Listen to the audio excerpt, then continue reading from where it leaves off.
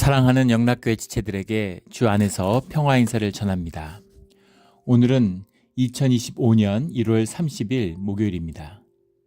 오늘의 묵상 본문은 마태복음 6장 19절로 24절까지의 말씀입니다. 오늘 본문 말씀 6장 19절부터의 말씀은 이렇게 시작합니다.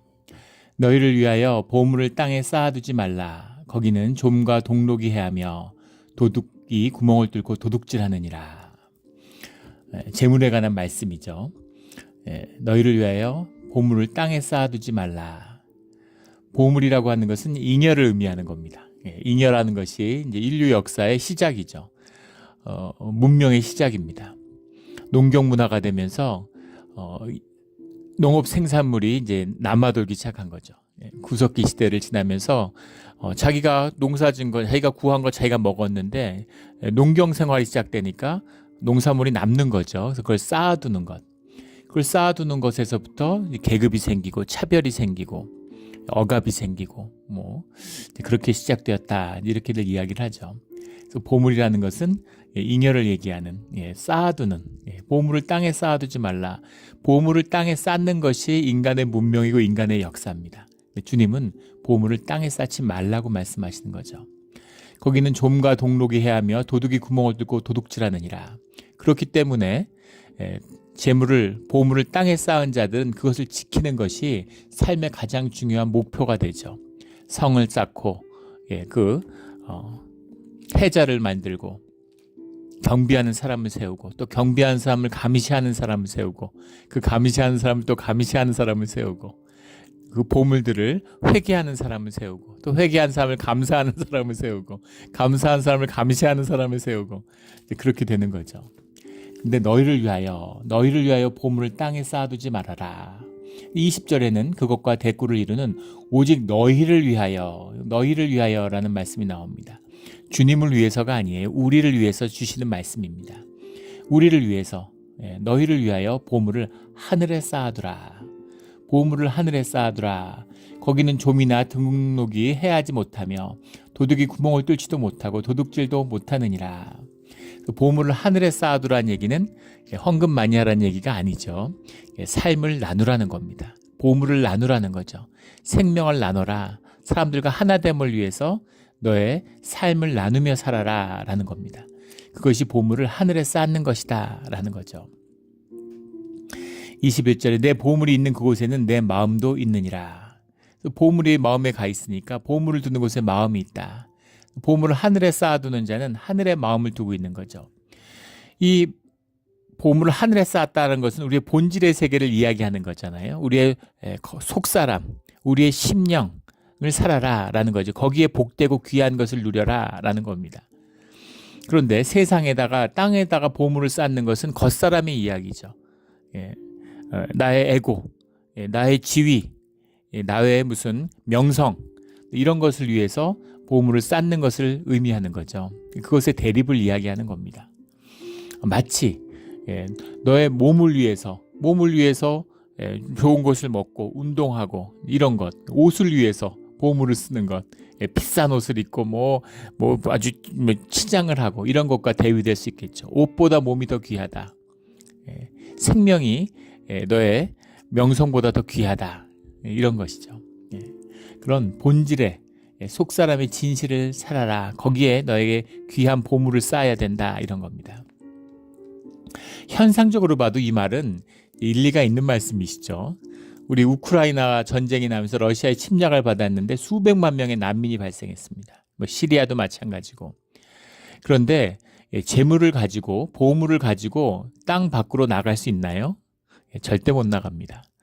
금이든 돈이든 달러든 세상에 뭐가 있든 뭘 갖고 나갈 수가 없다는 거예요. 갖고 나가게 두겠습니까? 다 뺏기는 거죠. 그럼 나라예요. 무슨 땅의 소유권을 내가 갖고 있다. 땅 문서를 가지고 있다. 의미 있나요? 의미 없죠. 미국의 소유권을 미국이 무너지면 정부가 무너지면 미국에서 발행한 모든 법적 권리는 소멸하죠. 사람이 만드는 사람 나라의 일일 뿐이에요. 영원히 지켜지는 하늘에다가 너의 보물을 쌓아라 이런 의미도 있을 수 있겠죠. 유대인들은 계속 재산을 뺏기고 핍박받고 유랑하는 삶을 살았잖아요.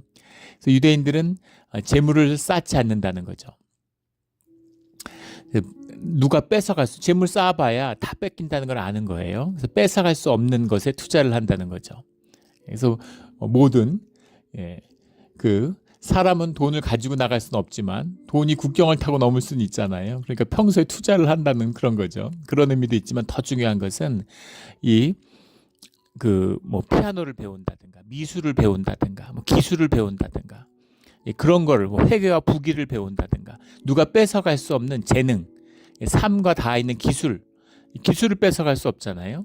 음악 실력을 뺏어갈 수 없잖아요. 무슨 능력을 뺏어갈 수 없잖아요. 그러니까 그런 것에 투자를 하면서 삶을 풍성하게 한다는 거예요. 그 이상이죠. 주님이 하시는 말씀은 하늘에 쌓아두라라는 건 본질에 주님과 사실 하나 되라 이 말씀인 거죠. 주님을 나누고 주님과 하나 되는 삶을 살아라라는 그 말씀을 주고 계시는 겁니다. 22절에 말씀을 주시는데 눈은 몸의 등불이니 그러므로 내 눈이 성하면 온몸이 밝을 것이요. 이 말은 다 독특한 말씀입니다. 주님만, 예수님만 쓰시는 말씀이에요. 눈은 몸의 등불이니, 등불이라는 게 이제 루크나스라는 게 빛이란 말이죠. 눈이 몸을 빛나게 한다 이런 말씀이에요. 그런데 내 눈이 성하면, 근데 성하면이라는 말이 독특합니다.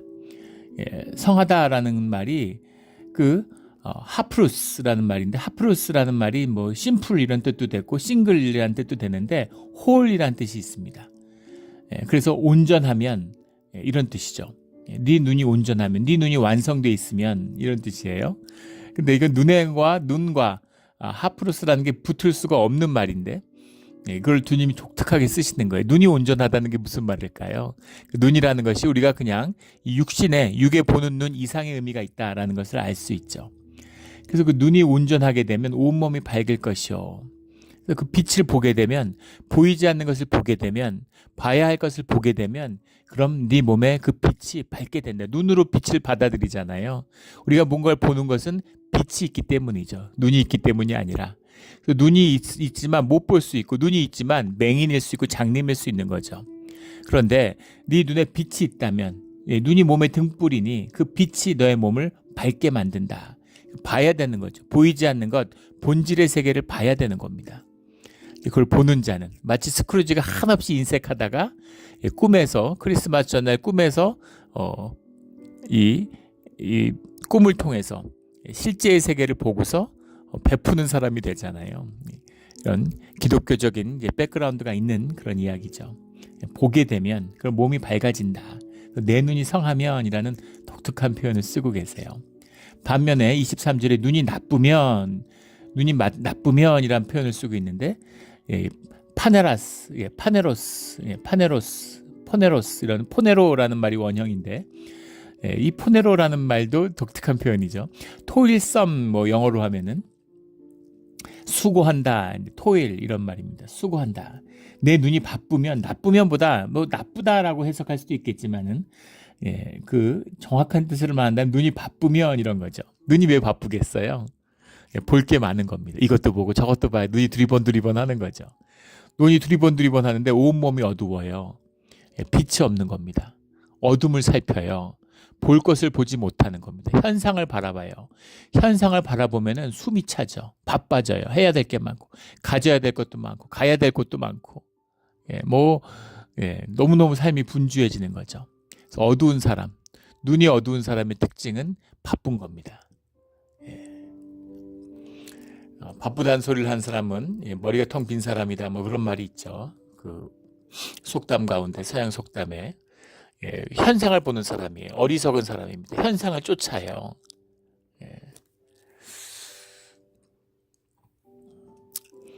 그 주식하는 사람들. 요즘에는 미국 주식에 투자해서 한국에서 주식하는 사람들은 한국도 뭐 대단하죠. 미국에 뭐 투자한 돈이 뭐 $1,000억 넘는다든가 어마어마한 규모라는 걸 들었는데 어느 그 뉴스에서 한국도 이제 뭐 부가 커지니까 그러니까 이제 미국에 무슨 그 FMC 이런 거 하면은 잠을 못 자고 밤새도록 그거 듣고 있고 잠을 못 자고 투자한다는 거죠. 현상을 쫓아야 되니까 바쁜 거예요. 잠을 못 자요. 너무 바빠서. 예. 그런 바쁜 삶. 남들이 다 뛰니까 자기는 죽어라고 뛰어야 되는. 그게 이제 눈이 바쁜 것이죠. 그런데 그러면 몸이 어두워지는 겁니다. 맹인이 되는 거예요. 몸이 어둡다는 게 맹인으로서 살아가는 그런 삶이 된다. 그러므로 내게 있는 빛이 어두우면 그 어둠이 얼마나 더하겠느냐. 빛이 어두우면 빛이 있어야 밝아지고 밝아져야 보는데 빛이 없는데 뭘 보겠느냐. 그 어둠이 얼마나 더하겠느냐. 이런 말씀이죠. 이런 비유적인 말씀은 성경에도 많이 나옵니다. 우리 잠언 23장 6절에 보면 악한 눈이 있는 자의 음식을 먹지 말며 이런 말씀이 나와요. 악한 눈이 있는 자.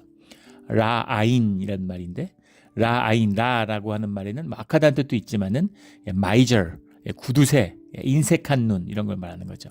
인색한 건 뭐예요? 욕심이 있는 눈, 욕망에 사로잡힌 눈, 현상을 보는 눈, 겉사람의 눈, 탐욕의 눈, 그 눈이죠. 돈이 제일 귀한 사람은 돈이 아까워요. 돈이 제일 귀한데 뭐하고 바꿀 수가 있겠습니까? 그래서 돈을 모아놓는 거예요. 돈이 가치의 표상이니까. 돈이라고 하는 것이 이제 세상의 신이 됐죠. 어디에나 있고 뭐 무소부재 무소불능한 거죠. 그래갖고 돈을 섬기는 겁니다. 그 돈이 아까운 사람은 돈을 쌓아 올려요. 돈이 내 가치가 되고 돈이 내 의미가 되고 돈이 나를 주장한다고 생각하기 때문이죠. 큰 착각이죠. 사람들이 돈을 좋아하고 돈을 높이는 거지 나를 높이는 게 아닌 겁니다. 나를 높이는지 돈을 높이는지 의심스러우면 돈이 없어 보면 알 수 있죠. 돈이 많으면 친구가 들 끌어요. 사람들이 들 끌습니다. 그렇다고 그래요. 예. 그런 거죠. 그런데 그런 이 인색한 눈을 가진 사람들, 악한 눈을 가지고 있는 자의 음식을 먹지 말고 그런 사람들은 음식을 나눠 먹지 말라는 겁니다. 그의 맛있는 음식을 탐하지 말라. 8절에 가면 내가 조금 먹은 것도 토하겠고 내 아름다운 말도 헛된 대로 돌아가리라. 아무 의미가 없다는 겁니다. 돈이 삶의 중심인 사람한테는 아무것도 의미가 없고 아무것도 가치가 없어요. 돈만 중요한 겁니다. 자식도 부인도 중요하지 않아요. 이번에 그 시리아 독재자가 아사드가 탈출하면서 돈을 항공기에 가득 실어 가는데 자기를 위해서 목숨을 걸고 싸웠던 사람 다 버렸잖아요. 거기까지 뭐 그렇다 치고 자기 부인하고 딸한테도 알리지 않고 몰래 도망갔다는 거죠. 세상에 그 딸은 데려가야 되지 않겠습니까? 그런데 부인을 데리고 가야죠. 근데 돈이 더 중요한 거죠. 그렇게 된다는 겁니다. 그런 사람들의 음식을 탐해서는 안 돼요. 그거 먹은 것을 결국 토하게 되고 아름다운 말을 해봐야 다 헛되다 이런 말이죠. 아무 의미가 없고 아무 가치가 없어요. 잠언 22장 9절에는 이런 말이 나옵니다. 선한 눈을 가진 자는 복을 받으리니 이는 양식을 가난한 자와 나눔이니라. 앞에 나눈 23장 6절 말씀과 대꾸를 이루는 거죠. 선한 눈을 가진 자, 마음이 깨끗한 자, 본질을 사는 자, 본질의 세계를 보는 자, 빛이 있는 자, 주님과 연합한 자, 그런 자는 복을 받게 되는데 양식을 가난한 자와 나누는 거죠. 그 나눔이 복이라는 걸 아는 거예요. 인색한 곳은 복이 없습니다. 한번 주변을 잘 살펴보세요. 부요한 분은 계속 부요함을 누려요. 인색한 사람들은 점점 찌듭니다. 돈 자랑하는 사람들 많이 봐요. 교회에 사역하면서. 근데 그런 분들의 특징은 다 인색하고 찌든다는 거예요. 삶이 찌들고 찌들어요. 그런데 나누는 분들이 있어요.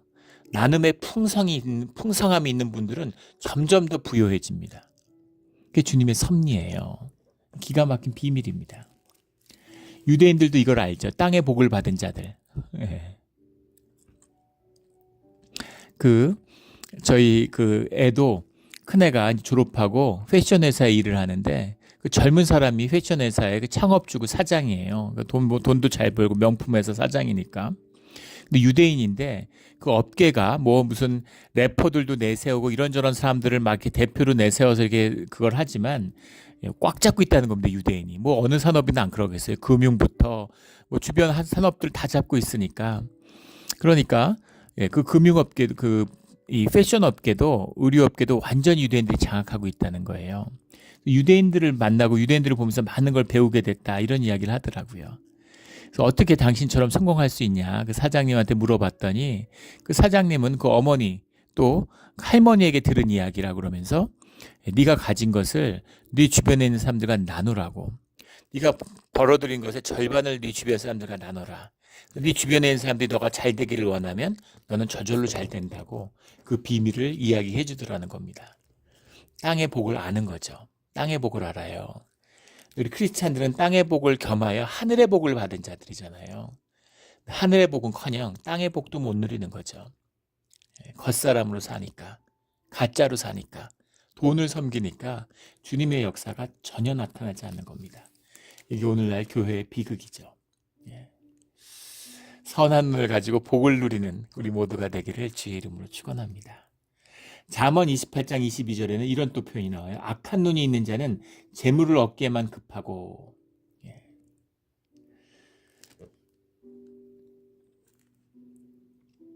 악한 눈이 있는 자는 재물을 얻기에만 급하고. 현상을 쫓는 자들은 결국 돈의 노예가 되게 돼 있습니다. 현상의 모든 가치가 투영된 게 돈이잖아요. 그 돈이 중요한 것인 거죠.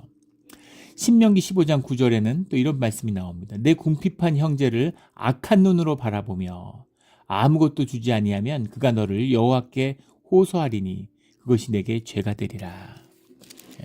관계 결국은 하나였는데 형제를 악한 눈으로 바라보는 자, 형제에게 인색한 자들은 결국 그것이 주님 앞에 심판의 대상이 된다라는 말씀이죠.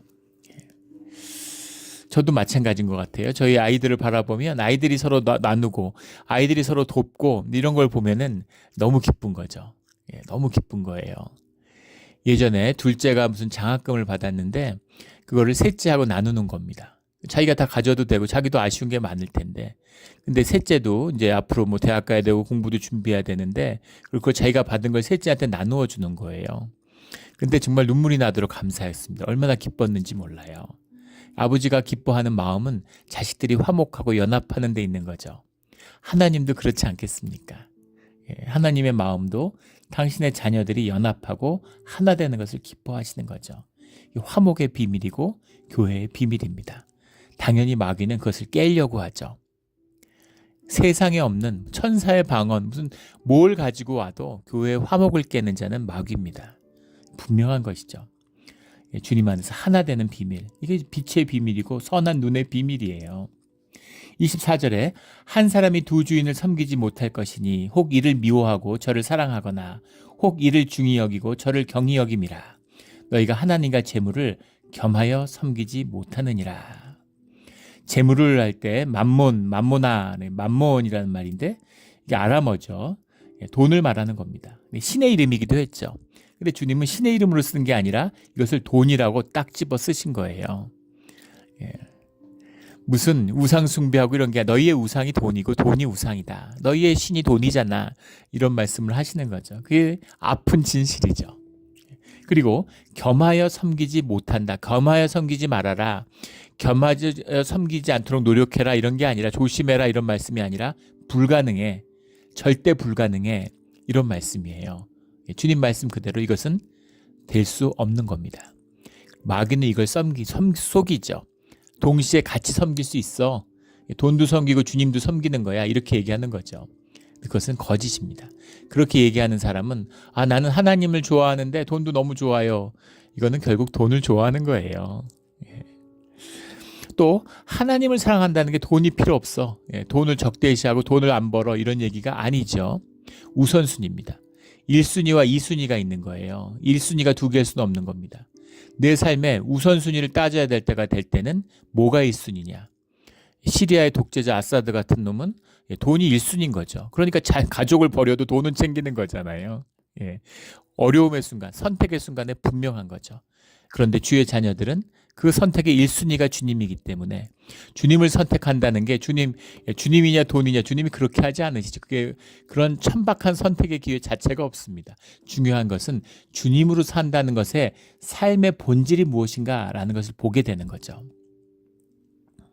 하나됨, 서로 나누는 귀한 온전한 삶의 비밀, 이것이 주님과 하나됨의 비밀이에요. 돈과 거리가 있어야 된다는 이야기입니다. 근데 돈과 거리를 상실했어요. 돈에 너무 마음이 가 있고 돈을 사랑하고 돈을 좋아하고 돈과 함께 하니까 하나됨의 비밀이죠. 하나가 된다는 게 뭐예요? 내 감정이 어태치 된다는 겁니다. 감정화가 나타나요. 하나가 되면 감정이 거기에 들러붙죠. 예.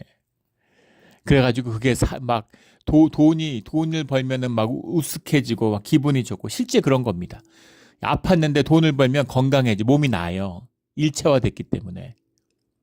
돈을 벌면 막 기쁘고 날아갈 것 같고 막 너무 좋고 돈을 잃어버리면 정말 몸이 아프고 막 우울해지고 세상의 모든 게 슬퍼지고 그렇게 된다는 거죠. 우리 예전에 섬겼던 교회에서 사업하는 삶을 크게 하셨는데 그런 말씀을 하시더라고요. 그게 진짜 그렇게 되더라고. 그게 돈과 하나 된 재물을 섬기는 우리의 실제입니다. 그래서는 안 된다는 거죠. 돈은 다스리고 쓰는 것입니다. 누리는 것이에요. 돈이 많으면 좋죠. 다스릴 수 있는 능력이 있다면 그게 우리에게 복이 되는 거죠. 근데 그게 없는데 돈이 주어지면 저주가 됩니다. 우리 돈벼락 맞으면 행복할 것 같잖아요. 아이러니하게도 미국에서 예전에 여러 번 나눴죠. 지금은 훨씬 많겠죠. 한 20년 전, 15년, 20년 전 통계니까 그때 미국에 5천만 불 이상 이런 로또가 당첨된 슈퍼로또 이런 거 당첨된 사람이 150여 명 되더라고요. 그 사람들이 어떻게 됐는가, 5년 뒤에 어떻게 됐는가 추적한 거예요. 근데 정말 놀라서 깜짝 놀랐습니다. 5천만 불 이상 있으면 그 이자도 못 쓸 것 같은데 그 돈을 지킨 사람이 하나도 없어요. 이혼 안 한 사람이 없습니다. 마약하고 뭐 건강 탕진하고 죽은 사람도 많아요. 이상하지 않습니까? 예전에도 나눈 적이 있죠. 이혼 법정에 들어가는 사람들한테 지금 들어가서 도장 찍으면 사인하면 이혼인 거예요. 그런데 네가 만약에 오늘 이혼 안 하면 100만 불 주겠다. 거절하고 이혼할래? 아니면 100만 불 받을래? 하고 질문한 겁니다. 그거를 뭐 1000몇백 쌍 물어봤는데 몇 명이나 그걸 거절하고 이혼하겠다고 그랬을까요? 단 한 쌍도 없는 거죠. 100만 불 주면 당장 원수 줘서 헤어질 것 같았는데 그래도 어떻게든 살아봐야지 이렇게 된다는 겁니다. 근데 신기한 건 5천만 불 이상 받았는데 다 이혼했다는 거예요. 100만 불만 줘도 살 것 같은데 어떻게 5천만 불 이상이 생기면 행복하게 잘 살아야 될 것 같잖아요. 다 이혼하는 거죠. 삶이 깨지는 눈이 온전하지 못한 자들은 돈이 생길수록 저주가 돼요. 그게 나의 전부니까 거기에 묶이니까 거기에 종살이 하니까 점점 더 비참해지는 거죠. 그것이 재물의 비밀입니다.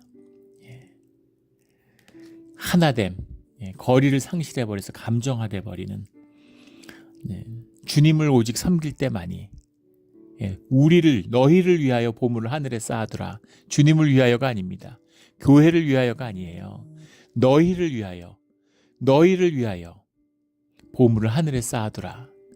주님을 섬기고 주님과 하나 되는 것이 돈을 다스리고요 복을 누리며 살아가는 땅의 복을 누리는 비밀입니다. 우리를 위해서 주시는 말씀이죠. 또 진정함, 보람 있고 가치 있는 삶. 내가 억만장자인데 자식한테 돈을 물려줬더니 애가 빈둥빈둥 놀면서 맨날 파티나 하고 마약이나 하면서 살다가 건강도 해치고 이렇게 된다고 생각해 보십시오. 주변에는 사기꾼들이 들끓고 얼마나 비참합니까? 아이가 가치가 있고 의미가 있고 보람이 있고 삶이 성장하고 정말 멋진 아이로 자라지기를 바라는 거잖아요. 그게 부모의 소원 아닙니까? 아이에게 돈이 필요하다면 주고 싶죠. 뭐라도 주고 싶은 게 부모의 마음이죠. 근데 그게 독이 되면 안 되고 그게 복이 돼야죠.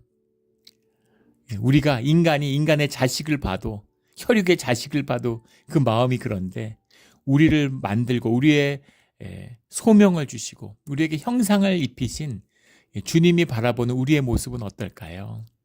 주님의 안타까운 말씀이죠. 너희가 하늘과 재물을 겸하여 섬기지 못한다. 오직 너희를 위하여 보물을 하늘에 쌓아두라. 라는 주님의 말씀입니다. 주님과 하나 돼서 나누는 삶, 풍요한 삶, 복된 삶을 누리는 우리 모두가 되기를 주의 이름으로 축원합니다. 아멘. 기도드리겠습니다. 하나님 아버지 감사합니다. 귀한 말씀, 진리의 말씀을 명확히 주시니 감사합니다. 우리가 이러니 저러니 하지만 우리의 마음의 진실은 돈을 섬기는 것이었습니다. 오직 주님을 만나고 십자가에 우리 가슴이 찢어질 때까지는 우리가 돈에서 헤어나지 못했습니다. 주님, 주님과 살아가는 돈의 지배를 받는 것이 아니라 돈을 지배하는, 돈을 다스리며 나누며 복된 삶의 은혜가 넘쳐나는 그런 삶의 자리로 인도하여 주시옵소서. 감사하며 예수 그리스도 이름으로 기도드렸습니다. 아멘.